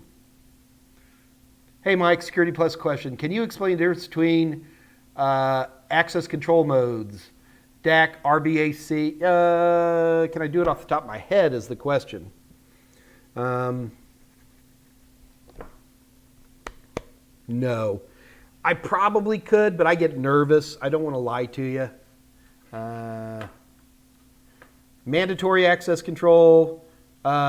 So mandatory access, discretionary, role-based. The other problem is we're writing the new Security Plus book now, and they've changed it. So I'm nervous. I'm going to be talking about Security Plus 601, and you're going to be asking me questions about 501. I can do some of this. Mandatory access control means that all pieces of data have a label applied to them.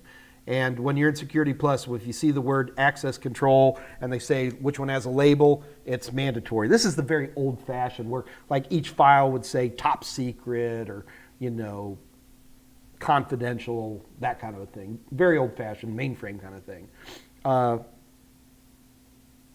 Discretionary access control is where the owner of the data can decide what other people can do. So it's up to the discretion of the owner.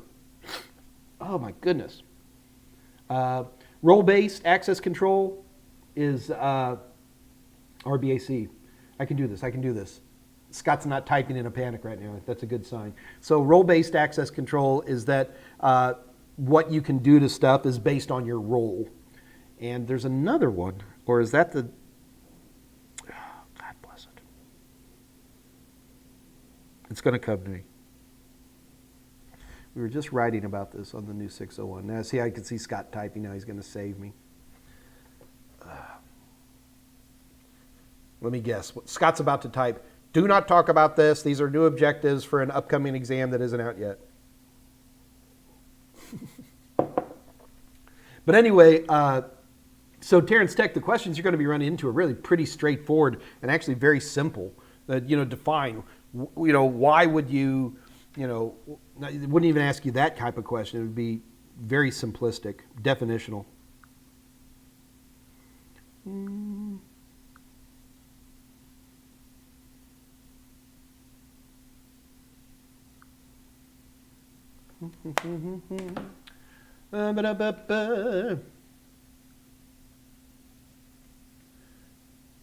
Andy STL. Andy, I forgot to cover symmetric and asymmetric. We had so many questions today. Andy, I'm so sorry. In fact, I'm going to remember. I promise we're going to do it Monday. I promise. Here, I'm going to type Andy STL next to this. I swear I'm going to do it. I promise. Andy, I apologize. I know I said I was going to do it today. I promise. Stack of Bibles. We'll do it on Monday. But instead, I will give stuff away. We've got about 10 more minutes before I start giving away. Yeah, Scott, those other attributes you typed in, I don't think those are on the 501. Those are 601. I'm not sure. I'm not going to challenge you right now. GBP. Really?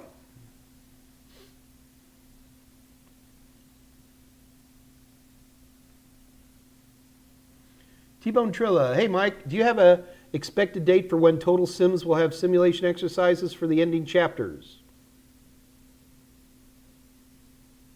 What do you mean? We have lots of sims for the ending chapters. We have them for... Is there something we don't have? You got to keep in mind the problem with the simulations is that there's not a perfect tracking of per chapters for all the simulations, or CompTIA is ignoring it. So we're not probably going to put it in. Oh, for Security Plus. We were working on it before Corona hit, and all of a sudden everything got slowed down. I don't. We will get there soon.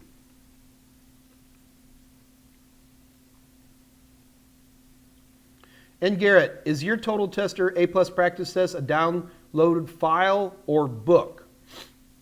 It's neither. It is an online tool, and you got to pay money for it.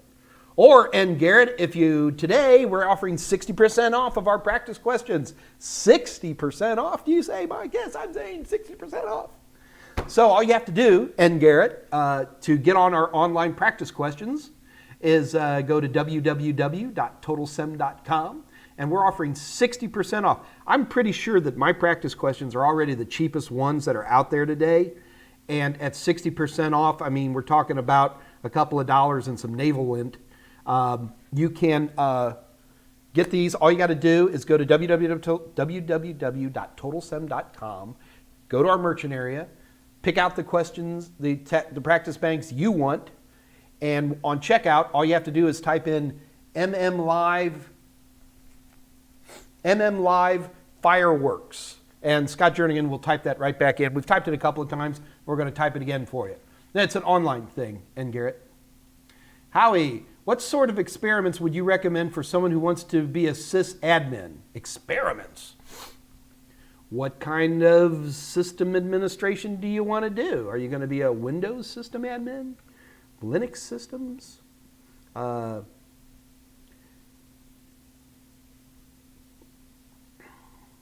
interesting. Most system admins are Windows admins, even if there's a lot of Linux systems.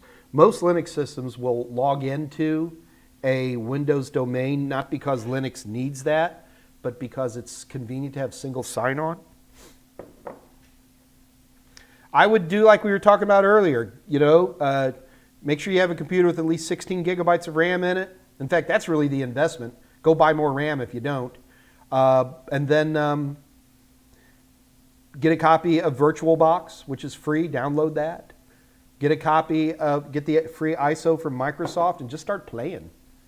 The biggest thing I think anybody who wants to be an admin do more than anything else is you should go through the process of creating a domain controller adding computers to the domain controller, creating domain accounts, understanding the difference between domain accounts versus local accounts on individual Windows machines. Just grokking that would be a big thing. Understanding how Active Directory integrates both DNS and DHCP, going through and making confusing NTFS setups, and using the administrator account to take control, learning how to disable and enable accounts, seeing what happens when you add password complexity. Yeah. Play.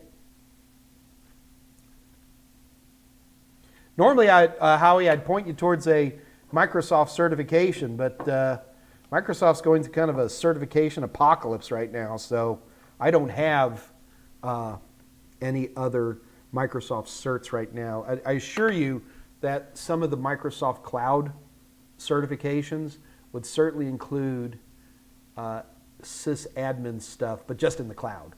And who cares where your server is, right? It can be in the cloud or it could be right in front of you as long as you've got the configuration screens. Who cares?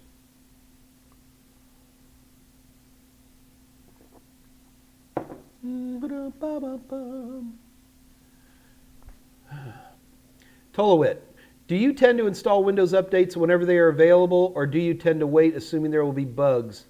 Everybody talks about waiting for these, but first of all, like with Windows 10 in a non-domain environment, you can delay them a little bit, but you can't stop them other than unplugging from the internet. They're just going to happen. I guess if you had Windows 10 Enterprise, you could slow that down. You could stop it. So, no, I just pretty much install them. Yeah, I just install them. Even at Total Seminars, we pass out the... No, we don't. And even at Total Seminars, we pretty much just let it run automatically. Mike Meyers handles that, so I'm going to have to... I don't think he's on. It's really a day off. Both Dave Rush and Scott Jernigan are being very kind, showing up for today. So I don't know what we do at Total Seminars. Ruben, I've already started applying for jobs. Good. I have an A+ and ITIL, but the company's asking for Microsoft experience. See, again, Ruben, with the changes that are taking place over at Microsoft right now, I am not comfortable recommending things. So, Ruben, I seriously doubt every company you're applying for all asks for Microsoft experience. And then what is Microsoft experience mean? System administration, stuff like that? You're applying for system administrator jobs, maybe? Yeah.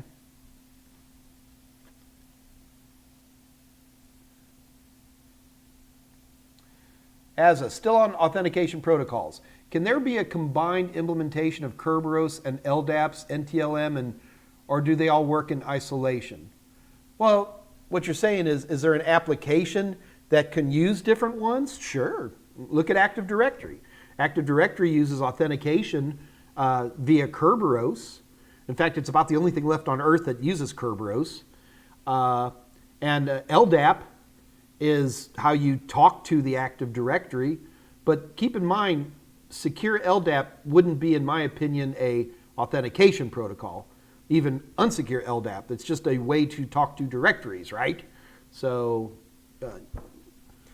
in order to get two domain controllers to talk to each other via LDAP, there had to be a Kerberos authentication first. NTLM, that's a very interesting that you would bring in NTLM as that NTLM. That's the old NT list manager. That's the old NetBIOS, old school, back in the day. CERT, not CERT. It's not even really an authentication, to be honest with you. It's kind of a joke. Yeah. I find it fascinating that those would be the three examples that you would throw to me. I would erase NTLM from that one. But all of these protocols, even though they do different things, it's really up to the person who writes. When Microsoft wrote how Active Directory is going to work, they chose that they were going to use a Kerberos. They chose that they were going to use LDAP as a communication tool. So I guess they do work in isolation per se, and that Kerberos doesn't give a fiddle whatever about LDAP or NTLM for that matter.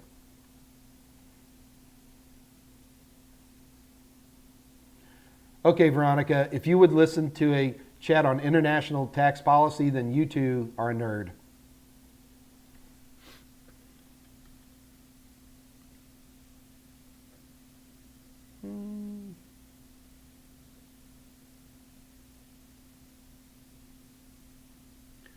When will the new security syllabus kick in? End of this year, early 2021. God, it's so crazy. You hear dates like 2021. These are like Buck Rogers dates. I had to write a check today. My health club really likes to get checks, and I write the check, and I just sat there and I wrote July 3rd, 1997. Seriously. Can you believe that?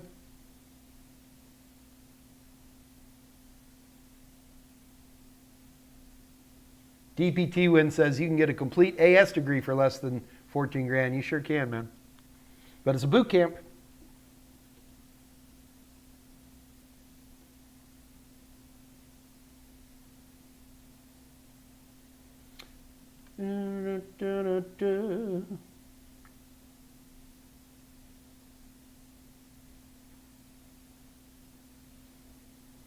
Your core 1000, this is a DPT win. My core 1001 is on Monday. The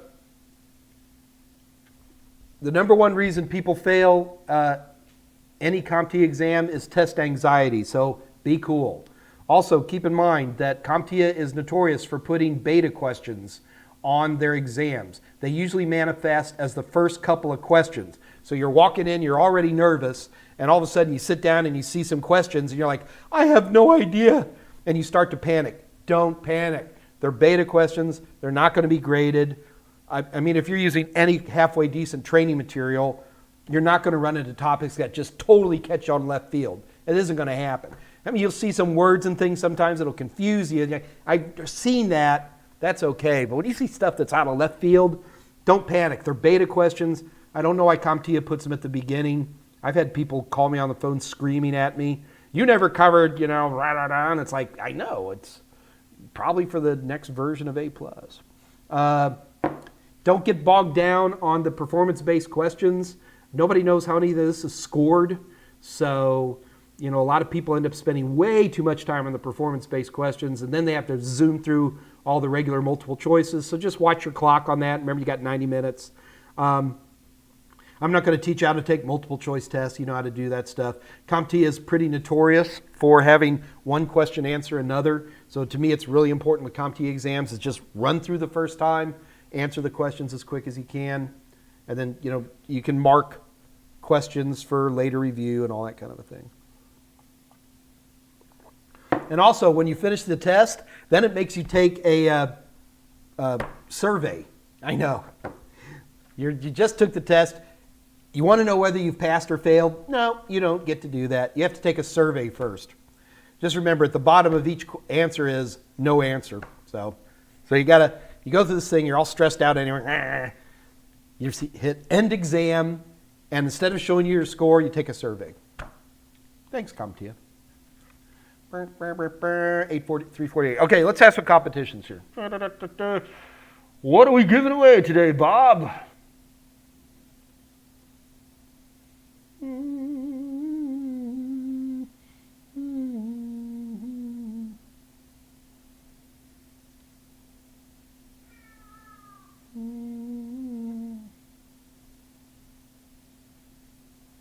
Lucky 7. I have all these certs.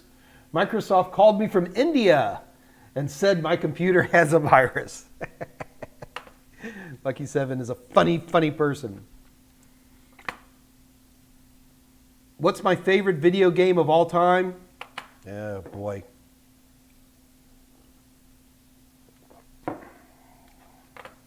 Probably some of the early shoot 'em ups. Gordon. Oh, Half-Life. Half-Life 2. kind of blew my socks out of the water because we had a certain level of expectation after Half-Life 1, and then Half-Life 2 came along, and it was, I remember crawling across a bridge, crawling into the fog, and I'm like, this is a game. I mean, they're all good games. Like the first time I played an RPG, an online one. Which one was that? Scott Jernigan, you and I used to, EverQuest. And just the idea that you saw another person who was a real person, you know, it's such a mind bender. It's like, can you jump? And you'd watch him jump and you're like, wah! There's a lot of great games. I've played so many. Ooh, Scott Jernigan is answering questions like crazy, which probably tells me we need to do a competition. Okay, let's have a competition.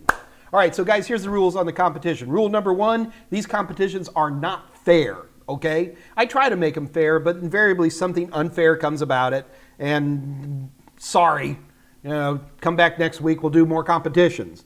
Secondly, I know we have a lot of people who come back time and time again, and some of you have won.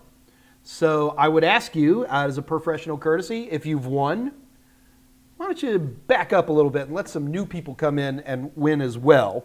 That's always appreciated. I'm going to ask some kind of question, and the first person who types it in to the live chat is going to be the winner. So it's that easy. So how much time we got? 9 minutes. Andy, STL, I swear we're going to do symmetric, and well, we'll concentrate on asymmetric, but I'm going to cover symmetric also. I promise I'll do it on Monday. I'm so sorry I didn't get to that. Very embarrassing. All right. Questions. So today was kind of all over the place. Question.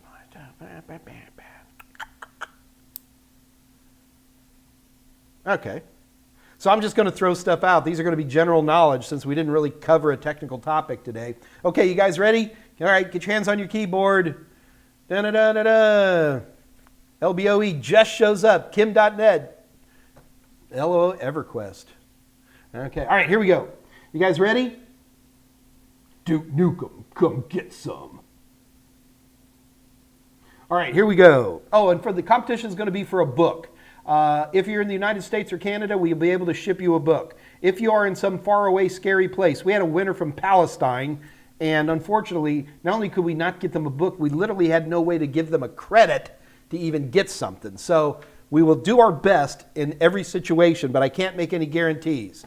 All right, you ready? Here we go. Man, I just had a good one. What was it?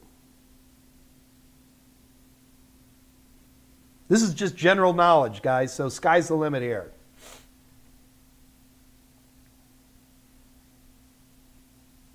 Ruh-roh. Okay, we'll start simple. John is on his computer and he can't get on the internet. Everything else seems to be running, but he can't get on the internet. He runs ipconfig and he gets the IP address 169.254.33.6. What would be the first thing for John to think is wrong?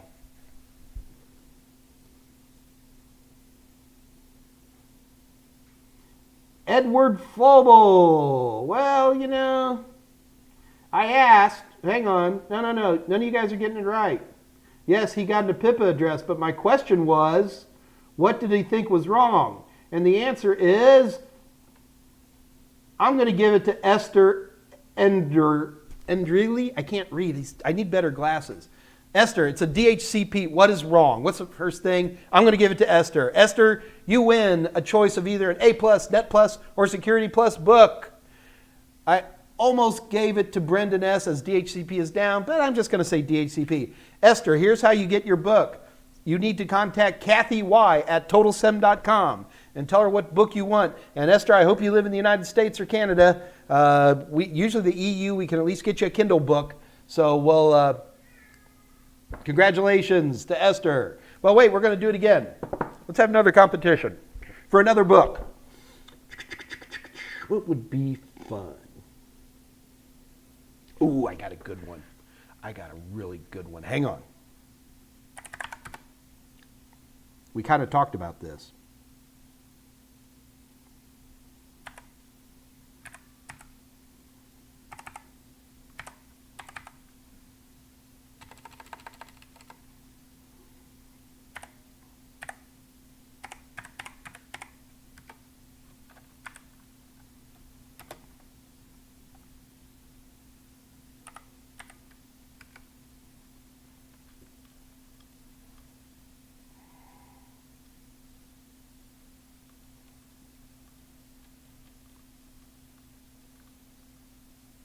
Okay, so what we're going to do with this one, guys, is I'm going to show you a command line. I'm going to show you the results, and whoever tells me what command created this wins. Is everybody ready?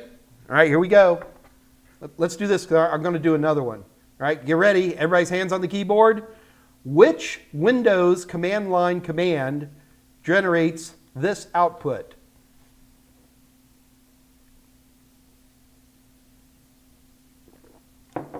Charlie, you're funny.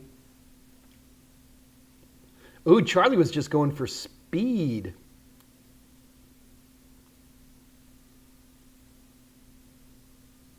It is not ping. It's not regedit. Charlie, good try with net bias. That's not it either. Keep going. Come on. Morton Ramstead is the winner. Morton Ramstead. You got it, brother. It's NBT stat. Well done. I knew that was going to be a hard one. I was actually worried that no one was going to get that one, because that's a tricky one. All right. So now I'm going to do another one, but this one's intentionally.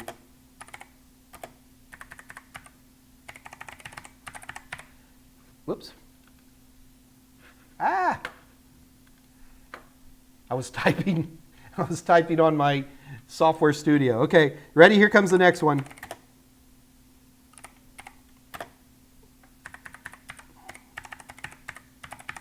Now, in this one, you can't just type what command it is. There's also a switch involved. You understand what I'm saying? So if you just type the command, you're not going to win. You have to type the command and whatever switch I typed to make this happen.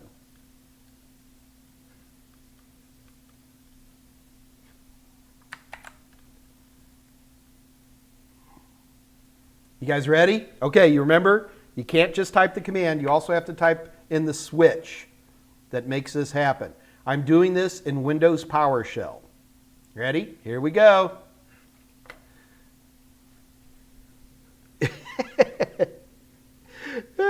Charlie, you're cracking me up, man.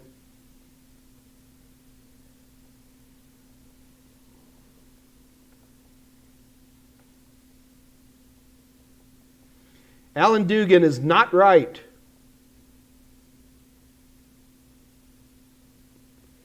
There we go. We have a winner. The winner is Nitin Baines. Nitin Baines, you got it. That is a ping minus T. In Windows, if you type ping by itself, it's only going to run ping 4 times.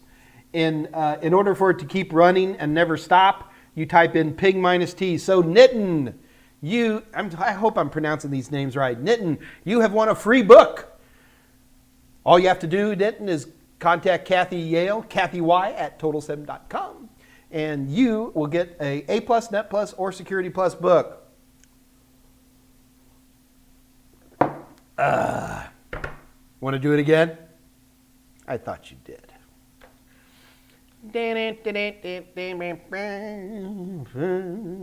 I'm trying to think of something good here.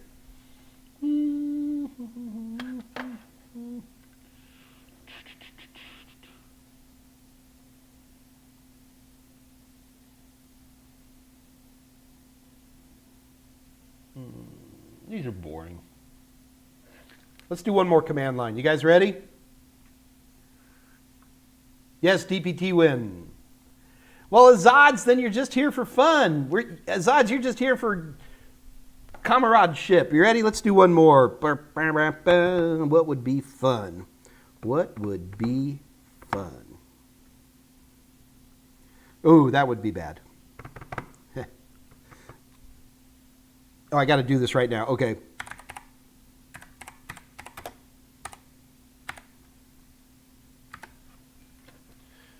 Okay, you guys ready? You have to type, not only do I need the command, I need the proper flag. This is the last one for today. You guys ready? Here we go. What creates this output?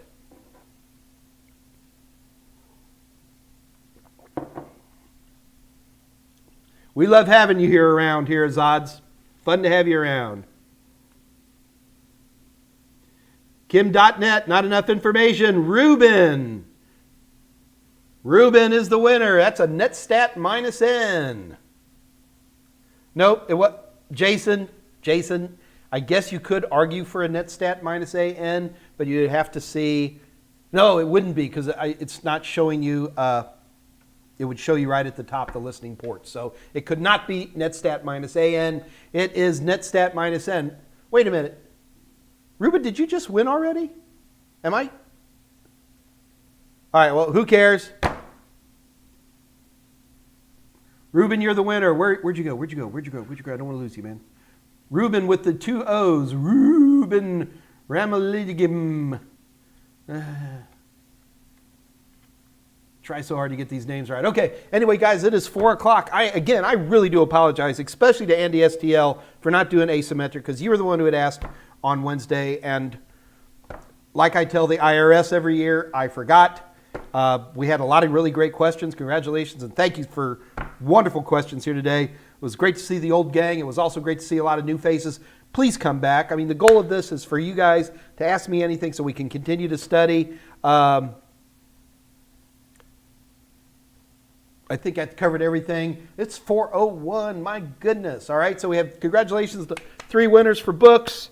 Hope you guys can enjoy those.